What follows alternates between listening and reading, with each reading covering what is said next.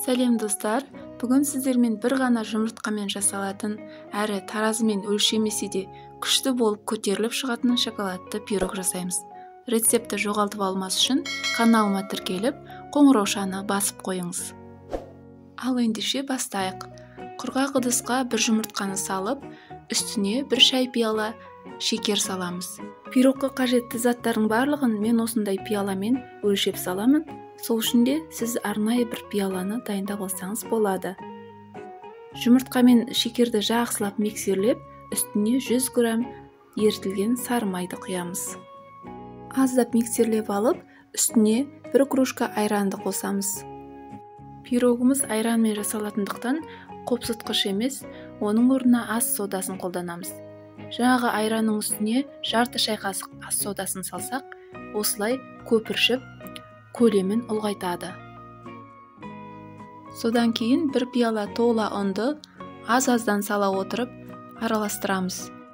Мен мұнда лопаткамен араластырып жатырмын. Сіз өзіңізге ыңғайлы вилкамен немесе қасықпен де араластырсаңыз болады. Ең бастысы ұнның түйіршіктері қалмауы керек. Ұн толығымен араласқаннан кейін жарты пиала какаоны да електен өткізіп саламыз.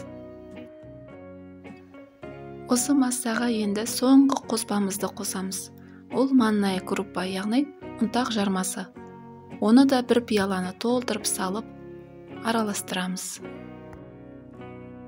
Барлығын жақсылап араластырып болғаннан кейін, осы массаны 10 минутқа қалдырып қоямыз. Сол кезде ұнтақ жармасы ісініп, массамыз қоюлана түседі. Дайын болған пирогтың қамырын 22 сантиметрлік формаға құйып, 180 градуста қызып тұрған пешке саламыз.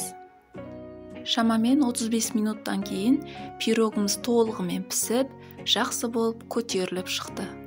Бетін өз қалауыңызша сәндесеңіз болады. Мен мұнда шоколадты глазур жақтым. Тіпті ештеңе жақпасаңыз да, балаларыңыз таласа тармаса жеп қоятынына сенімдімін. Рецепт ұнаса, каналыма тіркеліп, лайк басуды ұмытпаңыз.